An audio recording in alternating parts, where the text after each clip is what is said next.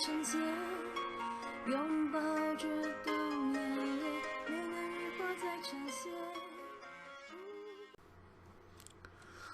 Hello, I'm Ross and welcome to another battle report for Basic Impetus 2.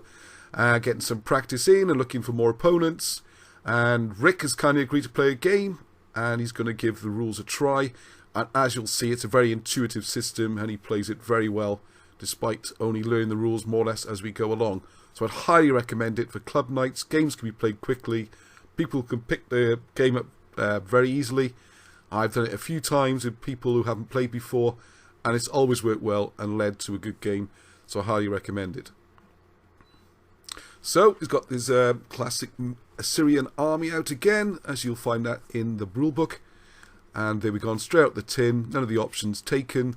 The two options basically are you could drop a chariot for another block of elite foot with supporting bows, or you could drop a block of elite foot and supporting bows and take an extra chariot. So it's a fairly straightforward army and surprisingly powerful actually. So you can see the figures here on the one flank, some chariots and the light stuff. And picture in the centre you can see the large units, the infantry with supporting archers. If you don't know the rules, they're quite powerful because the shooters shoot taking their range from the front of the large unit. All casualties come off the back, so your shooting is slowly reduced. What it means is you can take some hits while keeping your infantry in the front at their elite level, which is 5 I believe on these. They're pretty tough. Couple of units of skirmishers, which I usually have no respect for, but I had to learn some respect this game. Over to, as you can see, the army of Philip and Alexander, and for this one I've tried all 3 options, partly because I want to try them out, and also, for example, the pikes in this, I have to say, I think are disappointingly weak in this version of the game, because your basic pikes are on 4-1, VPU 4, even as a large unit. That means, say you take a hit and you're disordered, you're testing against a 2. I mean, roll a 6, you've just lost your whole 4 points in one roll, and that's your back rank gone. So really, if you're going to go with these, you need to go for the upgrade. Hyparsists, which I can never say that word. They're 5-2 on the front at least, so you get that 2 bonus on the impetus. You also, because they are pikes and large unit, you get an extra 2 dice against foot and 4 against cavalry to front, which is useful because it's not just the first round, that continues. But really, it's not enough of a bonus to make them worthwhile, I don't think. Maybe if they had a 3rd rank, or I would even go as far as to say the pikes should basically be 5-1. There you go, that's the way it goes. In the full impetus, you used to be able to have extra large, so you'd have to lose 2 full bases of figures before you started losing casualties off the front. The other option I've gone for is Alexander with the cavalry. They're 6-3, medium, fast, heavy cav. So they're pretty good. And with Alex, you ignore the 6s, which unfortunately I forgot because it's quite important that you keep him away from being disordered. And that's what that does, really. Okay, so there's the army. And immediately you might see I made a bit of a cock-up because I brought hoplites and pikes. Whereas actually I should have 2 units of pikes. So the Spartans are going to drop in behind a row of pikes to make it up. It's a bit of a shame because I've been painting up the pikemen lately and they're looking pretty good. And I don't think there's any decent pictures of the front with all those shields painted. They see the cavalry and elephants. Had to give the elephants a go just to see what happens there. So on with the battle. There's a battlefield. Not a lot of terrain placed out. So we use it as per the rules. And Rick has ended up with a nice big fat hill right in the middle of his position. And he is going to occupy that, castle up, lake to one side so I can't get round the flank. And he's putting chariots and stuff on the open side here. I looked at it, and the obvious thing to do seemed to be to go this side. There's a bit more room for the cavalry. But I fancied there was a bit of a gap between the hill and the lake. The cavalry would go around there as a feint, or if it goes well, to charge through. And the pikes would come trudging through the open area on this side. So that was the plan. So see the pikes deployed on the left here. We're starting to deploy the unit. Bit of a close-up. The back of the guys. And you can see facing them, the Syrians on that hill looking quite daunting. Especially as they have the shooting as well. So it's a pretty solid defensive position. Not something I've already faced before in these rules. People tend to be aggressive in the tournaments. You need a fast result. But I think maybe I should concentrate the whole force on one side and try to force it that way. It's a difficult situation. So the cavalry's going to go on the right, while this lot trundles up on the left. Elephants and pikes, hopefully to bash through. And we'll see how tough the pikes are. Now what Rick's immediately done is turned everything 90 degrees to the side, and he's marching them off to plug that gap with the lake and really stop this cavalry charge before it begins. I shall realise immediately he did that to switch over to the other side, and then we'd both be flipping back and forth.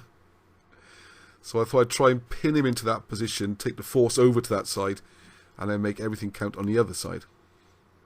And there is the other side. Defensive position with the chariots out there waiting to charge anything that comes near. And there's a close-up of the hill, and you can see the units have now turned to face that way.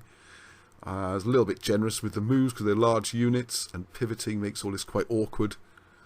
But it seemed a bit chillish someone's first game. Stop them doing that. And it seems quite legitimate. Turn 90 degrees and march off to the side. Also, sorry, if you just look closely, the chariots moved up in front of the lake, and they are supposed to make a move before they turn. But again, you've got to show people how the rules work, and it's pretty obvious what he's trying to do. So, and you see the pikes pushing up on the left here with the elephant, supporting the cavalry, getting a bit close on the far right, with those skirmishers facing. So roll for initiative. I won that one, and I got a feeling I put him back in. I was hoping to get him to move even further to the right, and then I'd switch to the left. So that was my plan. So you can see the large units at the top coming off the hill, starting to face further forwards. Less on the hill now, and I want to sweep my cavalry round to the left, push up with the pikes and the cavalry, and try and keep the stuff on the right pinned with as little of my stuff as possible. So you can see my cavalry. Now, the first rule of any ancient wargaming is if you use proxy figures, they never fight as well. And as you can see there, I've got Romans doubling up as the companions for Alexander. And a jammy long-range shot, 1 dice, and he's got a pip on one of my cavalry units straight away. Okay, it was the next turn, and it's the Assyrians to go first this time round. And basically, I made a mistake in giving extra dice the first time round, and I'm picking up pips on my cavalry. But if you get lucky, I mean, pretty often you throw in 1 dice with skirmishers. 1 dice hits, you get a disorder on the cavalry. It's a real pain. If 2 lots can hit the same one, you've wrecked them for the game. So we have a problem there. And he would insist on rolling 6s, which really doesn't help. Okay, so we did the roll-off going first. I rolled an 8. Rick rolled 3, decided to go for the re-roll, didn't beat the 8, so it's still me. Because this roll was critical, because I've got those cavalry all sitting there, disordered. Another hit, and they start taking real casualties, lose their impetus bonus. So I'm really trying to get Alexander out of there. And the problem is, if I stand there and rally off the disorder, I'm just going to get shot again next turn. So they've turned, they're going to make a run for it and hope that the skirmishers miss. We have a close-up, as you can see the pikes closing in on the hill, which has now got not so much on it, due to the stuff moving over to the side. So that's 1 large unit on the hill, and a couple of units of the light troops on the left. Wondering if the pikes are going to be able to do this. This game is as much me finding out as anything, so I haven't really used pikes against anything other than other pikes before. Right, so immediately we're charging up the hill. The ones on the left are just outside charge range. I didn't want to risk rolling for the extra dice, although I did in the middle where the Ajimas are, where they've got the 5-2 on the front rank. Got the charge bonus and hit. The first rule then, of course, is incoming fire, which immediately did a hit and a disorder. So you see the back ranks reduced to 3, and I lose 1 off my dice. But being a large unit, they still get the impetus bonus. So if you look at the strength of pikes, 5-2 on the front with the Ajimas or the Hispapists, and so that's 7 dice, -1 for disordered, 6. And the defenders, 5 dice, they're disordered after I've hit them, so it'd be 5 dice. So it's not a huge advantage, really. And with the back rank of 3 shooters, as opposed to 4 back rank on the pikes are not really devastating. Sure enough. You can just see the smile on the screen there. He's a bit camera shy these days, Rick. But you can see trying to swarm up the hill. Now the elephants have also moved up with a view to charging through the lights along and covering the flank of the pikes. Although it has put the elephants in range of the chariots. So the chariots have slammed in, of course. I think a restriction, maybe don't get an impetus bonus against elephants. They get some sort of bonus against mounted, can't remember the details. Not that it made much difference because they slammed in, rolled plenty of sixes. And basically destroyed the elephants. Yeah, it was a nightmare. The elephants went back, got hit again, and they're toasted. Those chariots are nasty. This Assyrian army is pretty tough. That also means then that their light troops can wheel round, so the hoplites on the the pikes on the left are in trouble, and we're not winning up the hill as well. Oh, that's right, I got the extra dice for fighting down the hill. So it was an even contest. And unfortunately, the jammy skirmish has got another hit on Alexander, another blinking 6. Which for one I should have got reroll because of Alexander's bonus, which I forgot, so this isn't really a fair test. But anyways, now 2 little pink skulls on there. So he's now got 5-0, well, 5 cavalry with no charge bonus. A lot of use Alexander's going to be. And the pikes are struggling up the hill as well. You can see they've taken 2 more hits. And not doing an awful lot in return. Oh, meanwhile, yes, you see the Thurophori, wherever the light infantry are coming to try and lend a help. It would have helped if they had javelins or something. Alright, so the whole back rank has been lost off the Ajimas. So they're now just down to a single block. So there'll be 5 with 2. Still got their impetus bonus for now. And the light infantry gone charging into the centre against a large block of heavy infantry. So all in all, it's gone pretty disastrously. And there's another picture just to reinforce the fact that Alexander also took a beating. Yeah, so the heavy infantry is getting smashed to pieces on one side. Actually, the unit charges to the middle did the best and actually knocked back that whole heavy unit of foot. And there's an outside chance of getting 2-1 in the middle. How much difference that's going to make. The cavalry are stuck over on the right, doing nothing, trying to get across the table. So the left-hand pike block went steaming through and destroyed that light infantry, but unfortunately they did a load of hits back. As you can see there, 3 hits, a 6 and all those 5s, and I rolled a 6 on the cohesion test. So we're on 1, 4 takes off the back rank casualties, plus most of the front rank. Boom! So the pikes just did nothing really, and the chariots now swinging around to take them from the rear. The cavalry decided they're going to go home. I did take some more photos on my digital camera, which I could upload and add to this report. But to be honest, that's pretty much it. Nothing really changed from then on. And the army broke quite soon afterwards. So one comment I'm going to make about the heavy infantry, the pike blocks, they really are weak. I mean, I played this game very badly. I'm not saying that was the reason why I lost the game. But you would expect pikes to have some chance to bash through things. And they just don't get enough attack dice on the one hand. Although, yeah, I guess it's not too bad if you got a 5-2 on the front.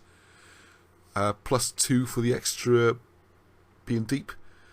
So 9 dice sounds really impressive, you know. But if your opponent rolls a low cohesion test, doesn't really help you much. The big problem is the fact that you don't have very high VBU. Especially on the 4-1 pikes. If you get disordered before you go in, take a couple of hits, you're rolling against a 1. You roll a 6, you've just lost 5 VBU, which is the whole back rank and 1 off the front. And then you're playing with a unit throwing 3 dice. Not much better than a skirmisher or something.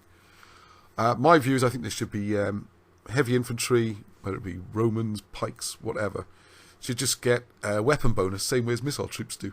So maybe, you know, plus 2 dice always, or plus 2 VBU, or something like that, to give them a hand, because they don't move very well, they are very vulnerable, and the one thing they should be good at is melees, and to be honest, they're not much better than light infantry. So, there you go, short report, just a quick update. More serious games coming up next week. We're going to try more tournament-y type lists. It's only a month to the tournament itself now, so by the time you see this, hopefully, well, you'll know more than I do. Alright, so please leave your comments about heavy infantry, pikes, what you think about them in this game, whether they need a little bit of an upgrade. I don't think I will be using them in the tournament, which is a shame, because I've got my Romans and my Macedonians all looking very pretty, and just not competitive in my view. So let me know if you think differently, and until the next one, as always, keep rolling!